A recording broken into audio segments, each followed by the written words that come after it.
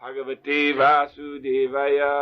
Om Namo Bhagavate Vasudevaya. Om Namo Bhagavate Vasudevaya. Om Namo Bhagavate Vasudevaya. Om Namo Bhagavate Vasudevaya. Om Namo Bhagavate Vasudevaya. Narayanam Namaskritya Naram Chaiva Narottamam Devim Saraswatim Vyasam Tato Mudirayat. Before reciting the Srimad Bhagavatam, which is our very means of conquest, we should offer our respectful obeisances unto the personality of Godhead, Lord Narayan, unto Nara Narayan Rishi, the supremmost human being, unto Mother Saraswati, the goddess of learning, and unto Srila Vyasadeva, the author.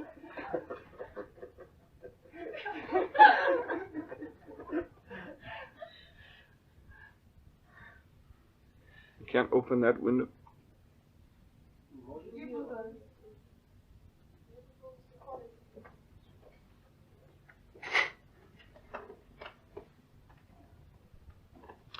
This morning we are reading from Srimad Bhagavatam, Canto 3, Chapter 8, Text 17.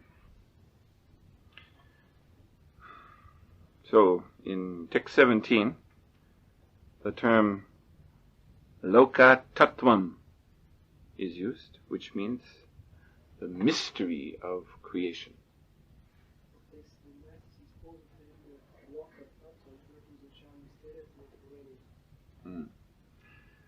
In yesterday's Bhagavad Gita class, I was explaining how the elements of sacrifice are all potent because Krishna has endowed them with his tejas, with his power.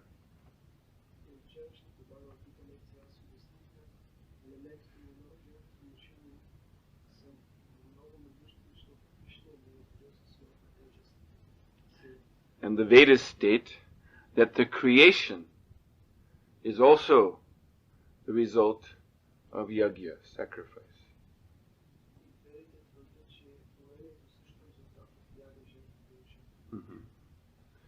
So, all of the Lord's energies are ultimately persons.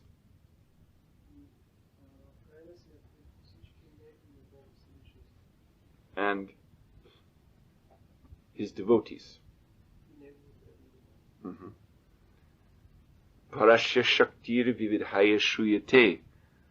It is stated that in the Upanishads that the Lord, the Supreme Lord, is he who is served by innumerable energies or Shaktis.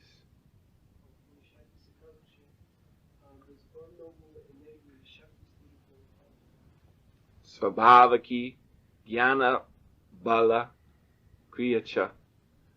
They serve the Lord by their svabhava. That means by their own constitutional nature.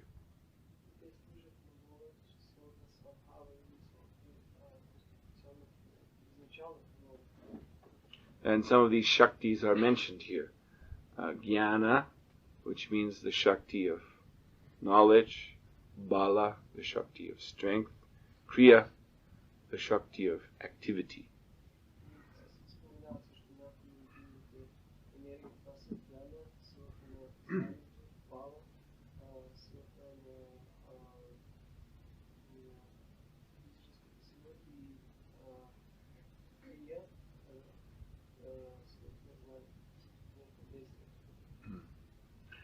So, these eternal energies of the Lord, these eternal associates, eternal devotees, are eternally engaged in sacrifice to Krishna.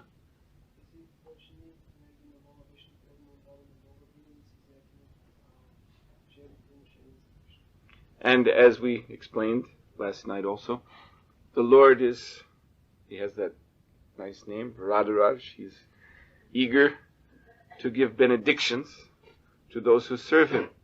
So the Lord is eternally blessing his personified energies, his devotees, with tejas, with power, to go on with their service and increase it more and more.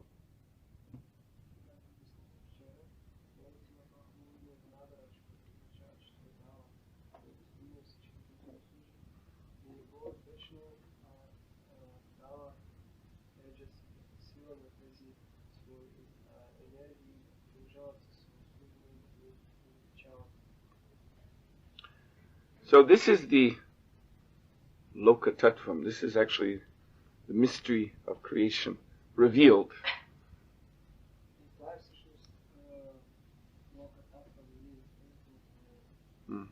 That all the energies we see within this universe, for instance, the Mahabhutas, earth, water, fire, air, ether, these are all persons.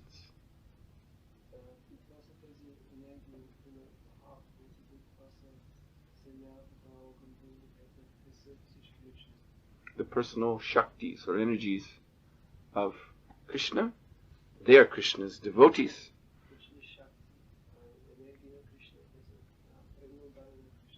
And so spontaneously they serve Krishna.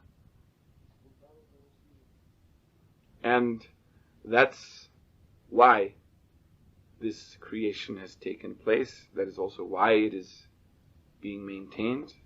And that is also why in the future it will be destroyed.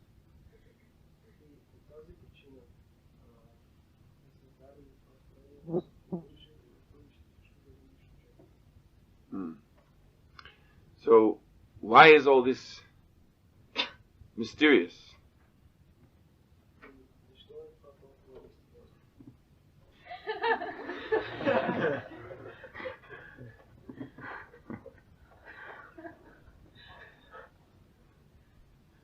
And that is because the reason for the mystery, this mystery means, as Prabhupada said once, he was talking about the word mystical.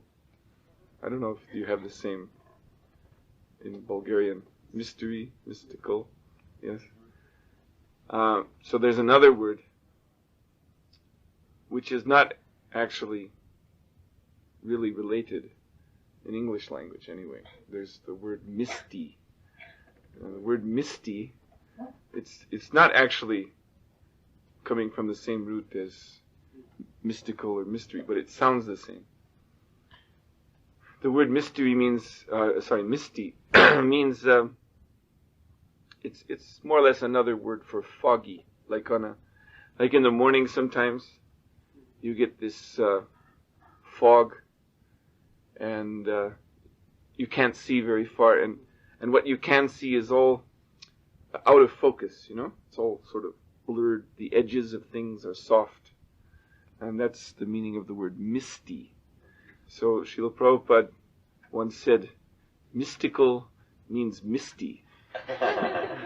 And so similarly, mystery, it means you can't see things clearly, you can't understand what's really going on, and thus you become astonished. The mystics are always astonished, and it's a big mystery. Everyone is wondering what's really happening here. So this mystery means, misty means it's not clear. It's not clear that the energies of creation are Krishna's devotees and are serving him. So then why is it not clear? Why is there a mystery?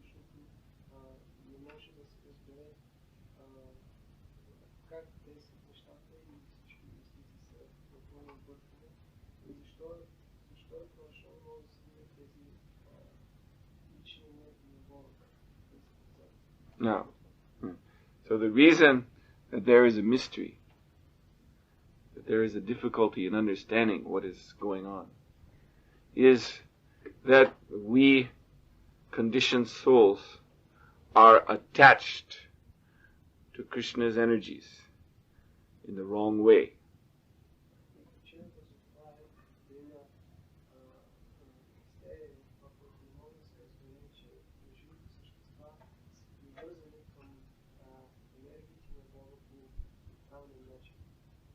We are attached to them for sense gratification, and thus we come under the control of these energies.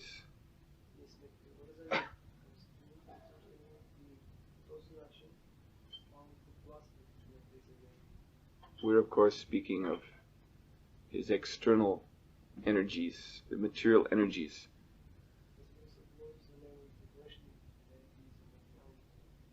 We must be under control of Krishna's energies. That's our position. But there is the question of the internal energy or the external energy.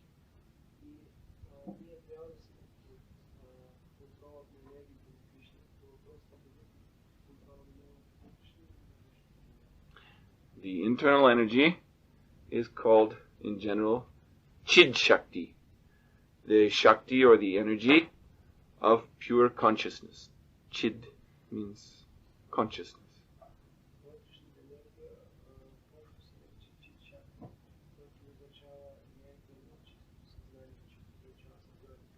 And the external energy is called Achit Shakti, the energy of unconsciousness.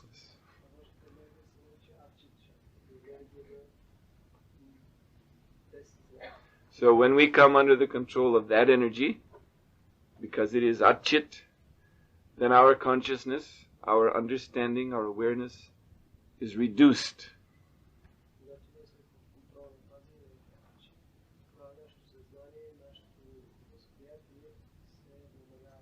We become like the proverbial frog in the well. Proverbial means, you know the word proverb?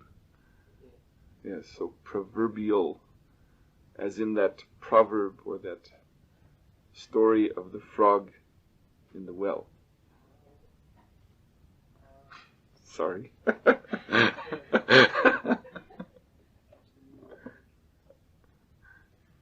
Anyway, just say we become like the frog in the well. Everybody understands it's a story.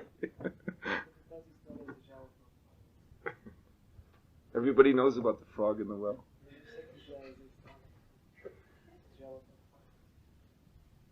So anyway, I'll tell it again.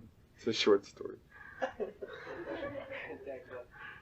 That there was a frog in the well who considered, because of his attachment, this is a good illustration, because of his attachment to that situation, because I am there. Therefore, he considered the well to be the sum total of existence. And when another frog came in the well and told him that, you know, there's a great body of water called the ocean. So immediately the frog began to calculate the size of the ocean in terms of his own well.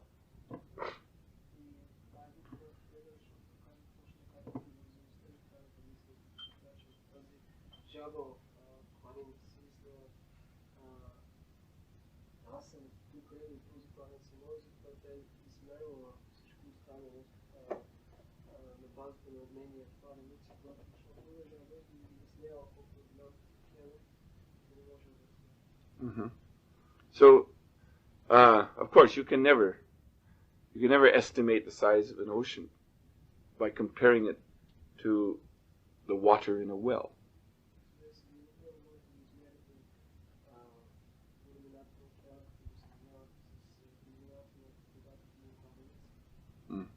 At the end, that frog, he said, I'm willing to grant that in that ocean there's the same amount of water as in my well.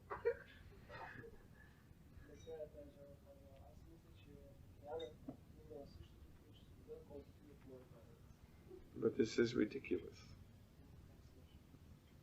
But this is what the living entity becomes like when he is conditioned due to attachment to the Achit Shakti, the energies of unconsciousness in this material creation.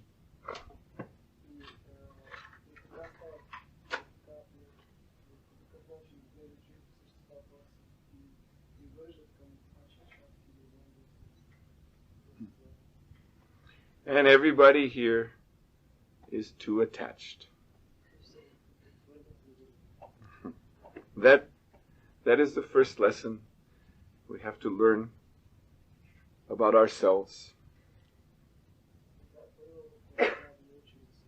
Otherwise, we wouldn't be here. It's like the story of the great Emperor Akbar, Mughal Emperor of India.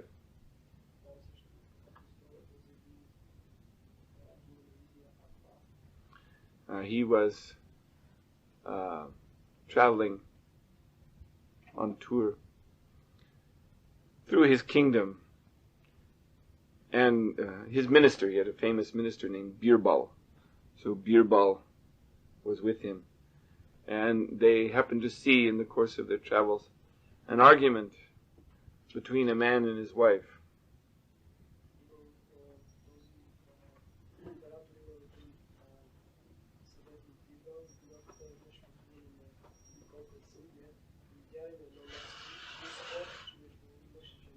Hare Krishna. Shri Shri Gaurnitai Ki.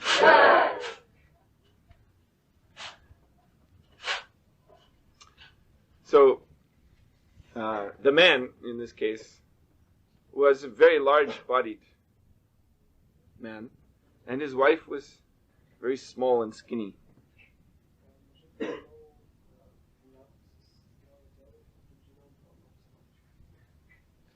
And she was furious at him, and she was shouting and even slapping him in the face.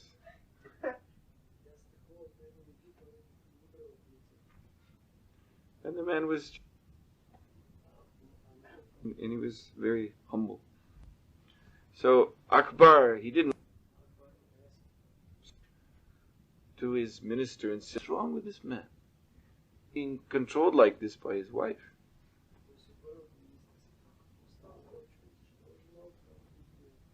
And Birbal said, "Your Majesty, obviously, he's attached.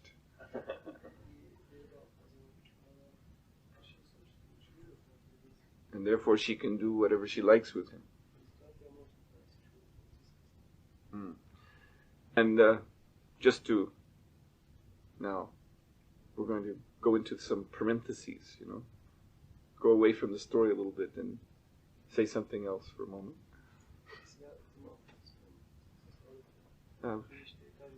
Once Srila Prabhupada was walking in the German city of Hamburg, which is a port city, famous port city in Europe. So he was walking along the bank of there's this harbor, so where all the ships come. So he was walking along there, and he with some disciples, and he saw a great ship was being pulled by one of these little, what are called tugboats, When the ship comes into the harbor, it's pulled by a smaller boat.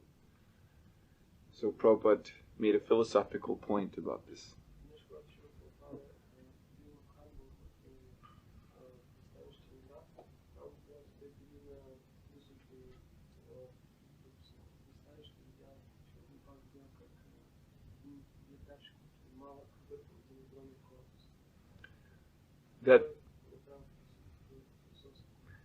That the living entity belongs to the Chit Shakti, the transcendental energy of pure consciousness.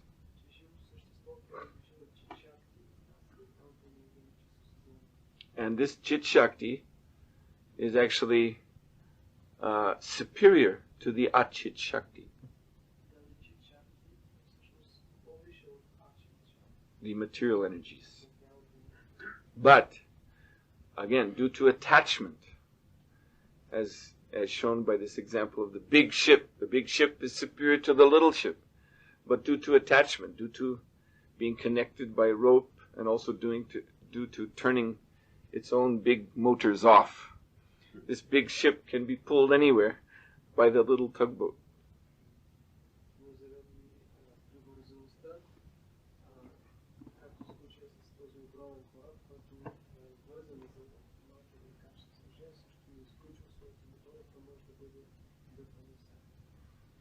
So in this way, the spirit soul, who's eternal, full of knowledge, full of bliss, comes under the control of the Achit Shakti.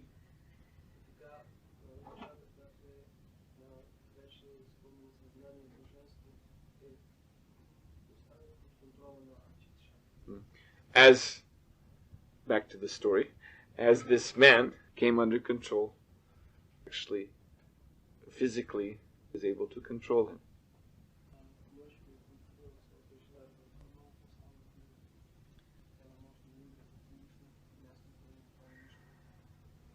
And Birbal said, Your Majesty, understand, in your kingdom every man is to it.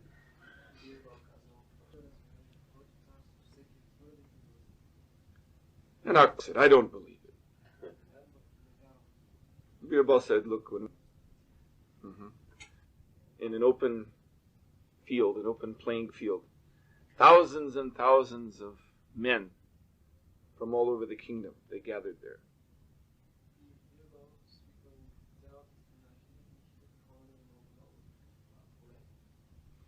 And with the king standing by, Birbal proclaimed to all the men standing there that those of you who are obedient to your wives, please, all of you move to this side of the field.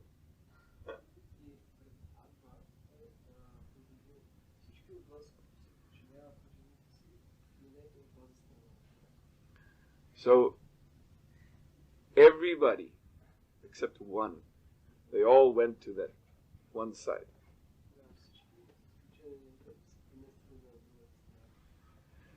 So Akbar, he turned to Birbal. He said, well, at least there's one man who's not obedient to his wife.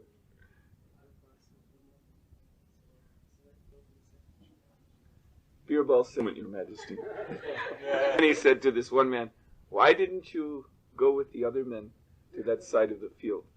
And this man replied, because my wife tells me to stay away from crowds.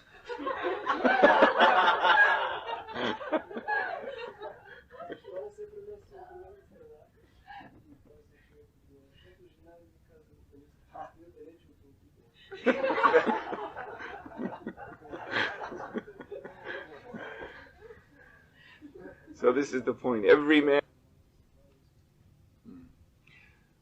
And we should understand that the energies of the Lord, Krishna, to fulfill the desires of others.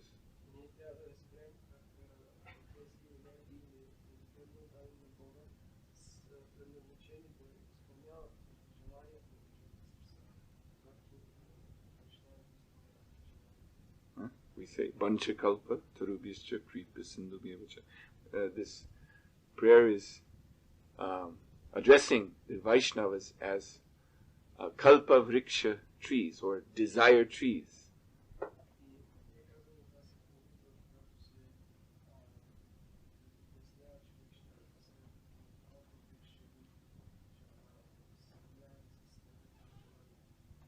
There was a man who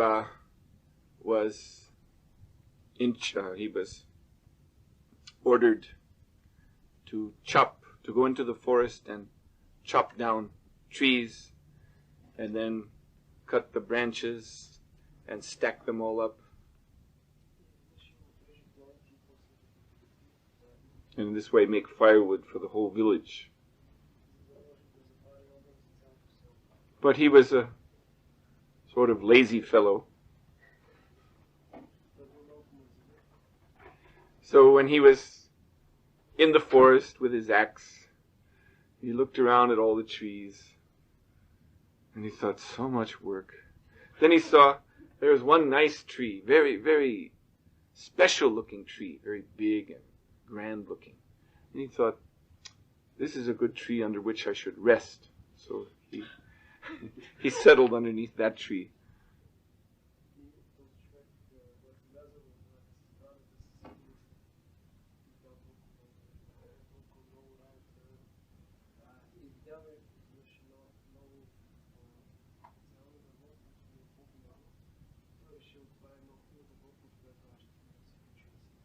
And sitting there, he thought, why do I have to do all this work?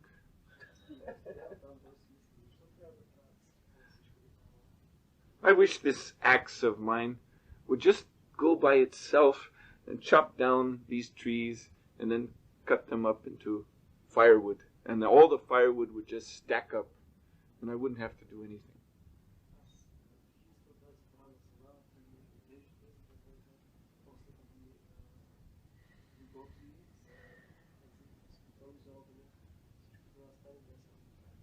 And as soon as he thought that, the axe immediately went and started chopping.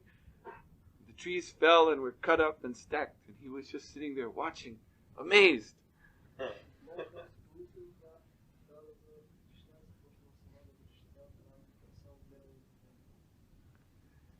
And then he looked at the tree he was sitting under. Oh, this is a Kalpavriksha tree. Whatever I want, I get. Wonderful.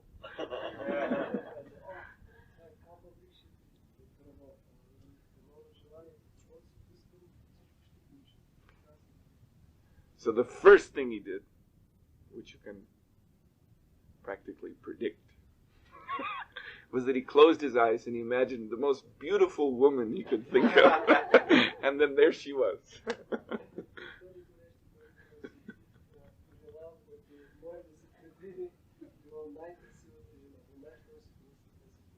And then he thought of gold and jewels and all other kinds of riches. And they were also there.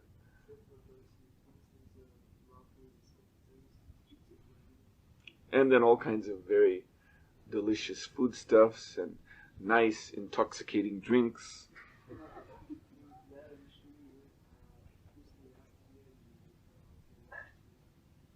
So in this way, by his imagination, he was conjuring up all kinds of sensual pleasures for himself.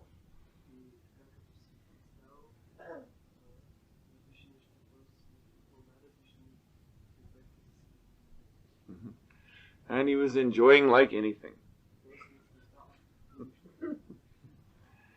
And then he noticed the sun was going down. And then he thought, oh, I have to get out of here, get out of this forest and go back to the village. Otherwise, at this time of day, tigers come and they'll eat people. As soon as he thought of that, a tiger jumped out and ate him.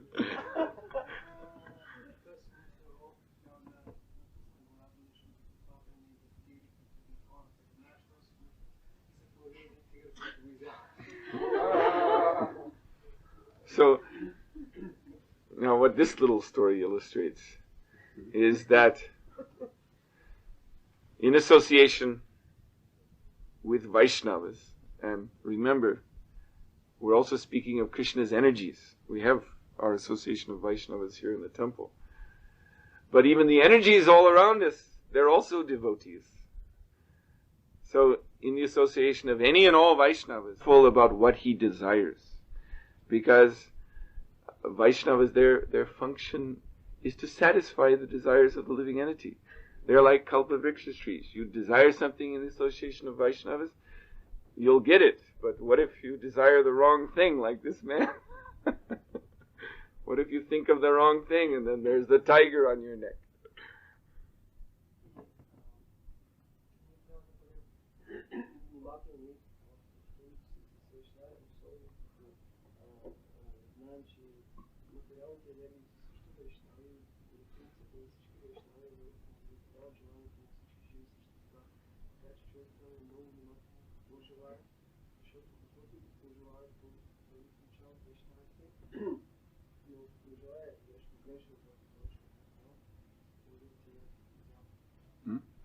this is how we've fallen down into the cycle of birth and death.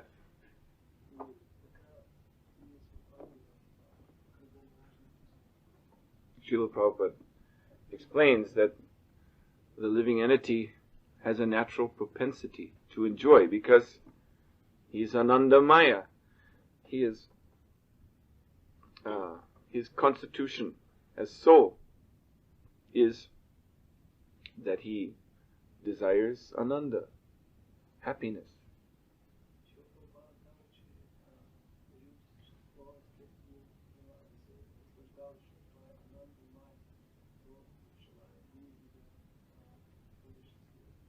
But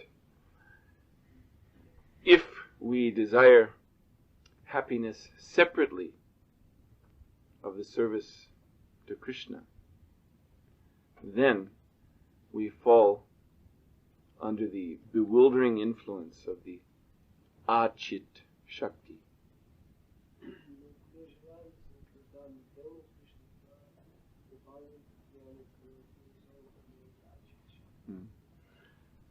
So, thus our desires, which are emanating from the soul, desires for happiness, come out through this Achit Shakti in a perverted way.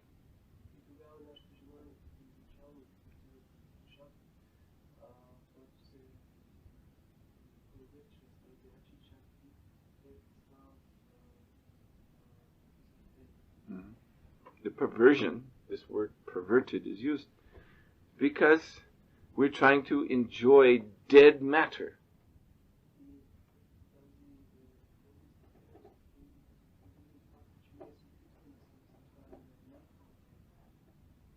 This is actually an abominable position for the spirit soul.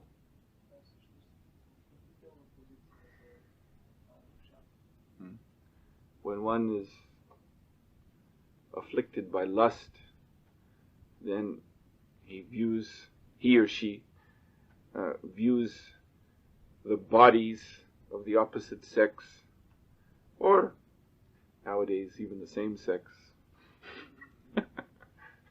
It's becoming more prominent. But anyway, they view the body of beautiful people around them as being very desirable.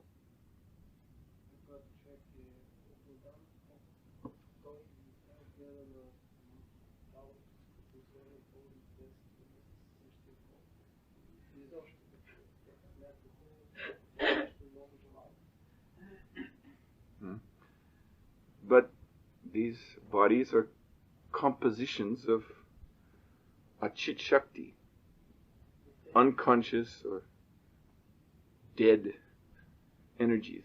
Actually, the energies themselves are not dead, as I said, they're devotees, but they're controllers of, or they're manifesting the dead material elements.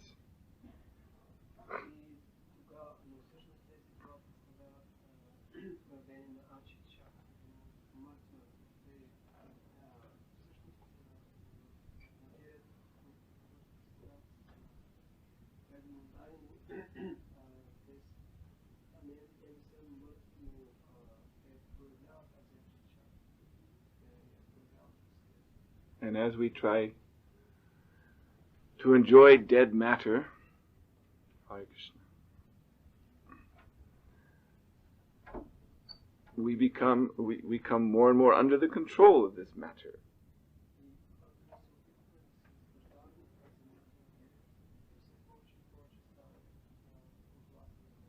And thus we're caught in this endless cycle of birth and death, of having to accept body, yes, dead body after dead body after dead body, life after life.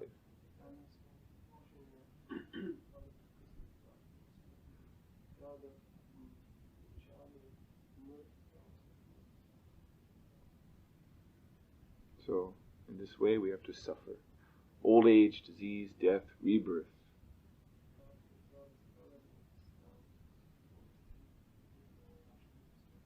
In this way our existence is simply full of anxiety.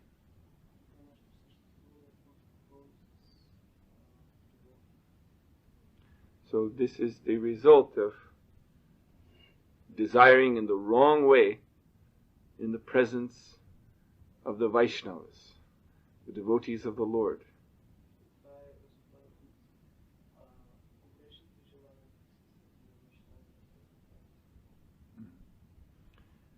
So now, in this Krishna consciousness movement, we have the opportunity to rectify our desire in the proper way.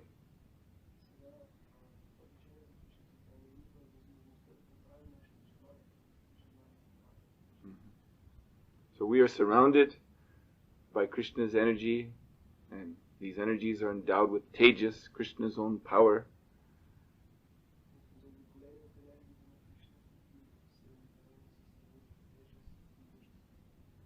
And these energies are there simply to fulfill desire.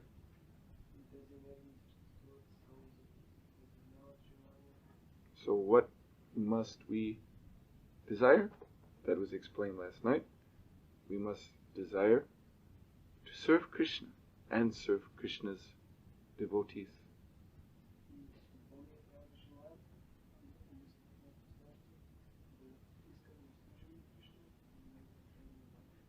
And that means we have to see that all around us, there are only Krishna's devotees.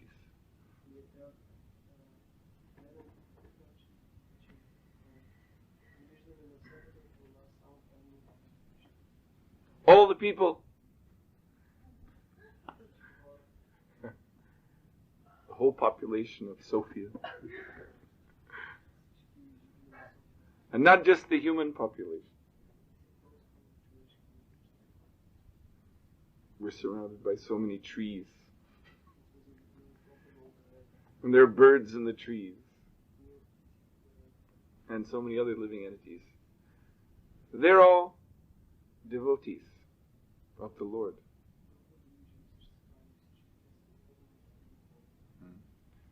They're covered and bewildered by the Achit Shakti.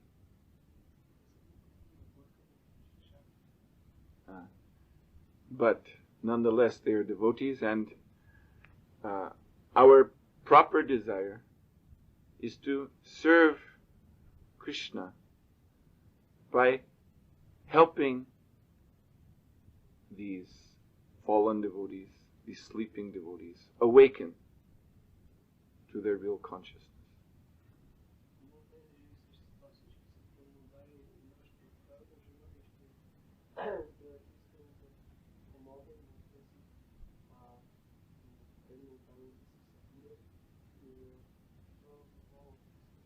That should be the basis, that understanding should be the basis of our interaction with Krishna's energies.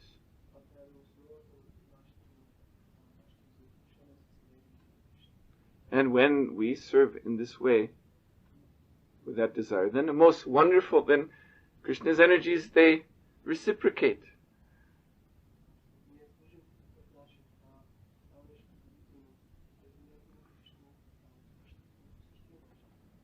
And we will actually see a wonderful transformation.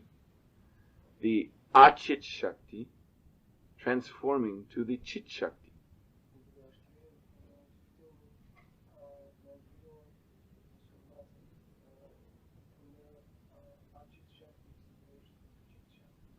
As the supreme, sublime consciousness of Krishna begins to manifest more and more around us.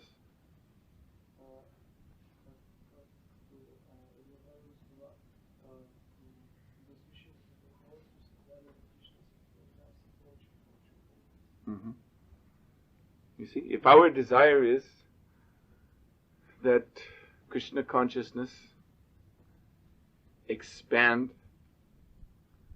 through this city, this country, the world,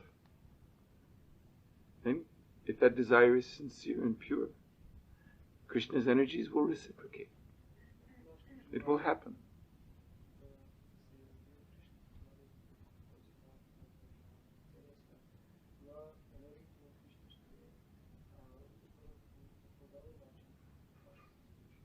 After all, previously we desired to be in Maya, and that happened.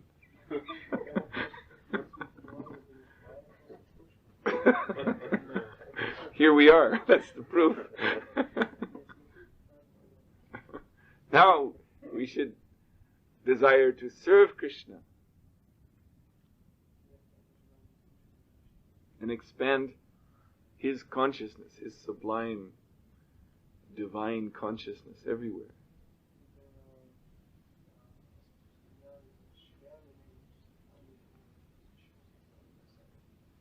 By preaching his glories.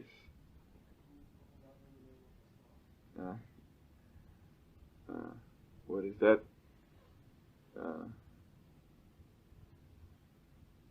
Yare deke taraka. Yes. Whoever you see. Any living entity. Yare deke. Whoever you see, taraka. You tell that person. Krishna Upadesh. About Krishna.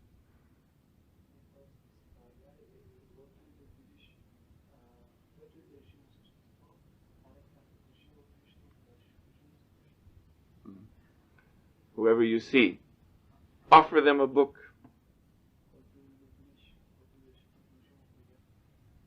Give them prasadam. So if this is our only desire, then have no doubt that Krishna consciousness will expand just like the rays of the sun when the sun is coming up on the horizon. These rays expand everywhere, illuminate everything.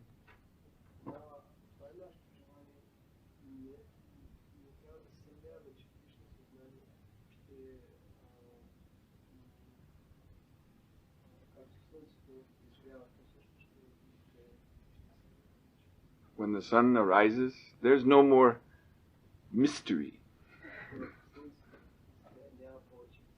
Everything becomes clear. Yes, everyone and everything is Krishna's energy, is meant only for serving Krishna.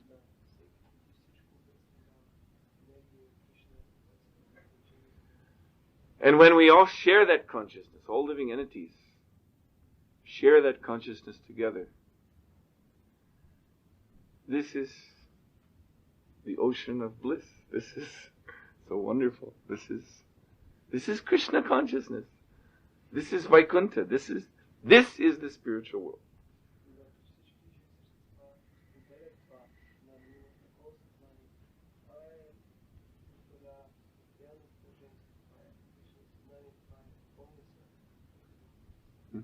Just as Srila Prabhupada always used to say that the temple of Krishna, whether in India or anywhere else, here included, the temple where living entities have gathered to serve Krishna is transcendental.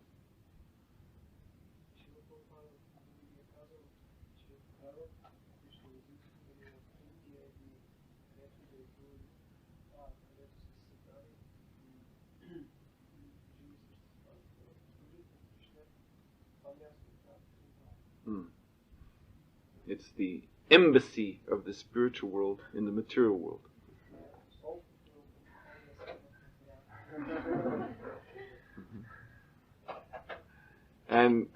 But we are not satisfied. We should not be satisfied that simply our experience of the spiritual world is limited to just the walls of this building.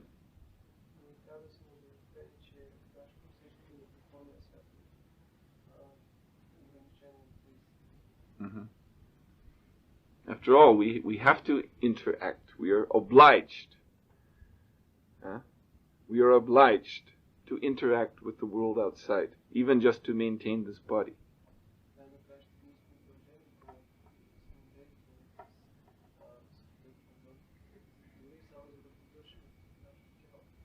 So we are therefore expected to take this consciousness, this Krishna consciousness, which we're all sharing here, to take it outside and expand it.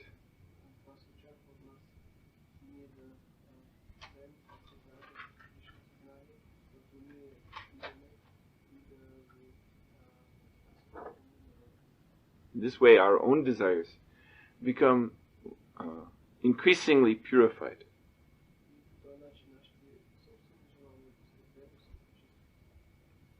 And as our desires become increasingly purified, then the energies of Krishna respond to our desires in an increasingly transcendental way.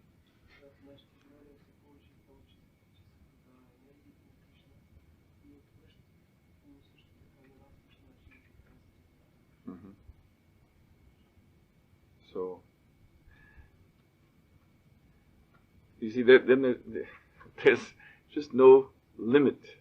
There's no limit to the wonderful things that will take place in this world as a result of the devotees desiring to serve Krishna in a pure way. Because all of Krishna's energies are arrayed around us, ready to serve our desire, whether material or spiritual.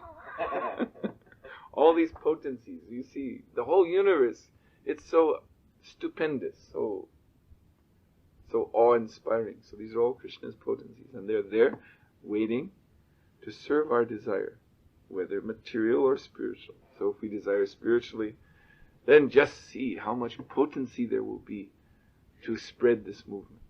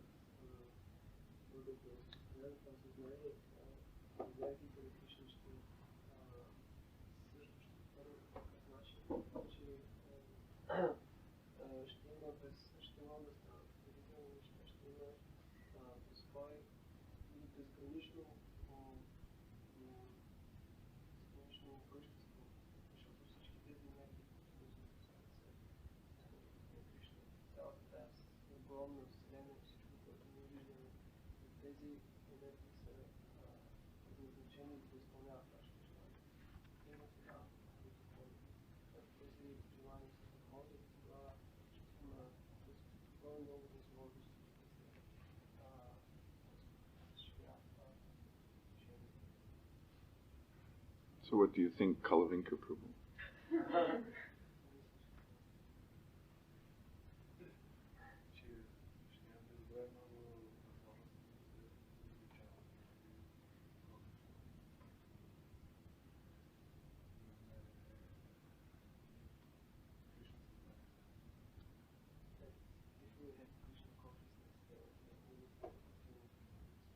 Yes, that means that you can distribute unlimited books.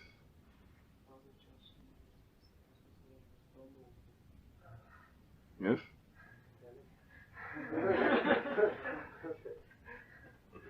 Yes, it's a fact. You're already underneath the Kalpavriksha tree. You just have to desire.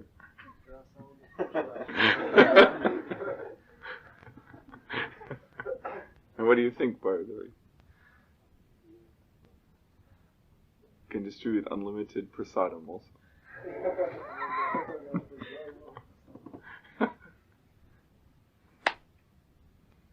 Jai! Thank you very much for inspiring me.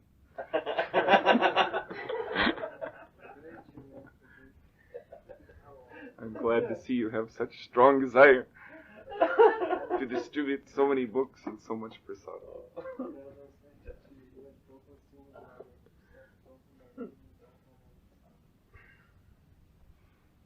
Hare Krishna. Are there any questions?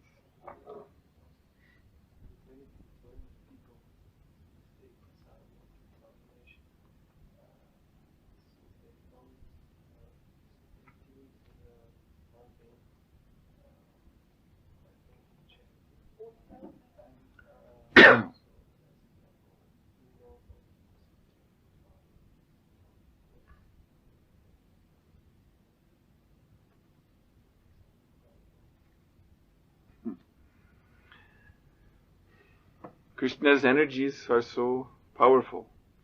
So we were speaking of his material energies, but prasadam, Srila Prabhupada's books, are directly the spiritual energy of the Lord, coming from the spiritual platform into this dark material world.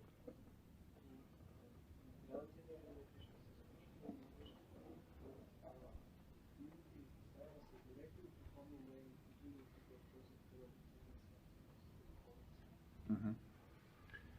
These are manifestations of the ecstasy, the ecstatic loving exchange between the Lord and His pure devotees.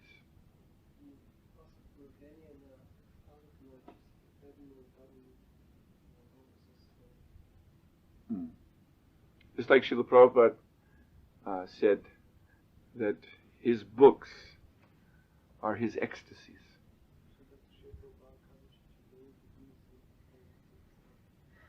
Prabhupada would rise very early in the morning, 12:30 in the morning, to translate his books. And he said, when he's translating, he's in spiritual ecstasy. And that ecstasy manifests in the form of this book. This is Prabhupada's own ecstasy of Krishna consciousness in the form of a book.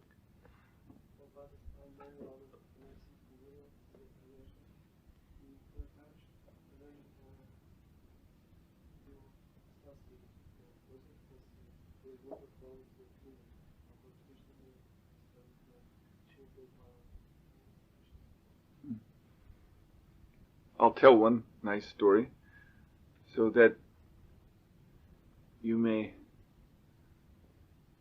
have an insight into, a better insight into the meaning of this.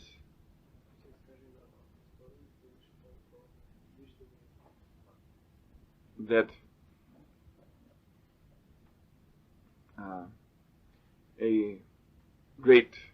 one of our great predecessor acharyas, Srinivasacharya, he went into a trance state in his meditations upon the pastimes of the Lord in his heart.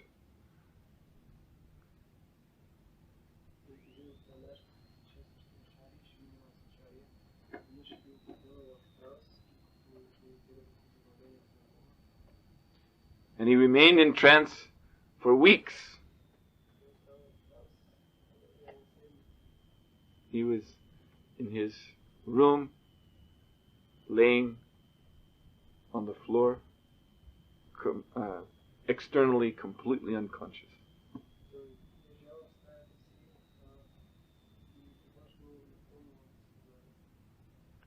So his wife, because he was householder, and the disciples there were after some time, they became very concerned that Guru Maharaj has gone into ecstasy and he's not coming back to us.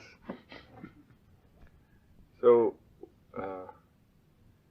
the foremost disciple of Srinivasacharya, Sri Ramchandra, came there to see his Guru Maharaj, and the other devotees explained, Guru Maharaj is in trance. He's been out of his body for weeks. So then Ramchandra, he said, I'll find out what is happening here. So he laid down next to his spiritual master and also went into trance.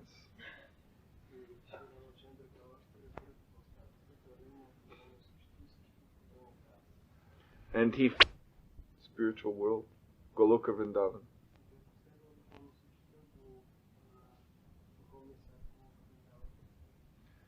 And there he found him in his swarup, his spiritual form, the form of a manjari, a very young gopi girl. And this little gopi was searching on the bank of the Jamuna River. She was going back and forth and looking very carefully. So when Ramchandra appeared there, he also appeared in his Manjari Swarup. And then there were two Manjaris there. And so the recently arrived one asked, "What are you looking for?" And Srinivasacharya turned, was very happy to see his disciple. They embraced and explained, "I'm looking for the nose ornament of Srimati Radharani. She was playing here with Krishna on the bank of the Jamuna, and she lost it. And now I'm supposed to find it." So they both searched, and it was Sri Ramchandra who found the nose ornament and gave it to his spiritual master. And the spiritual master was very, very happy, very pleased with his disciple, or her disciple. And then they returned. They went to where Radha and Krishna were taking rest together in a bed of flowers and being served by many, many manjaris all around. And Srinivasacharya then returned the nose ornament by giving it to his spiritual master, who in turn gave it to Rupa Manjari, who was Rupa Goswami, who placed it within the nose of Radharani as she slept. And Rupa Goswami was so pleased that this nose ornament had been found that he handed back some prasadam, this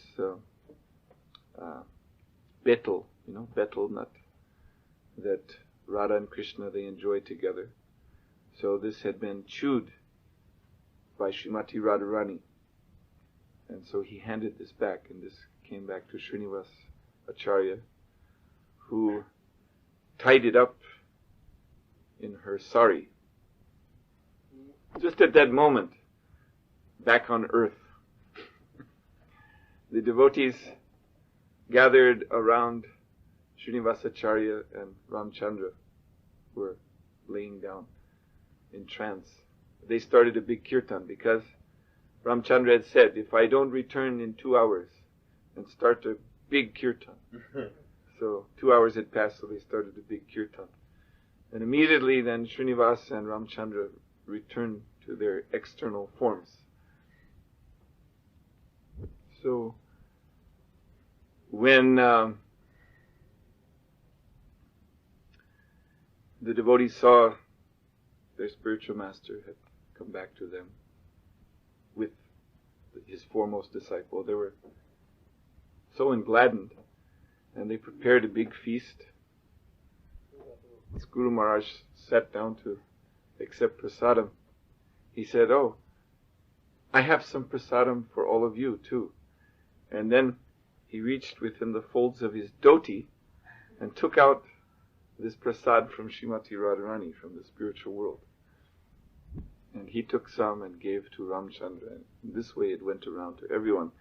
And tasting this, everyone was surcharged with Krishna prema. So Srila Prabhupada's books are like that.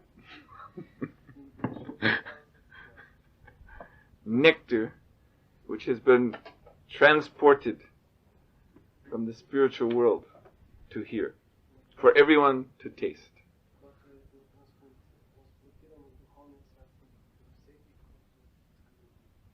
And similarly, Krishna Prasadam, which we offer to the Lord, which he tastes, puts in his transcendental mouth and returns.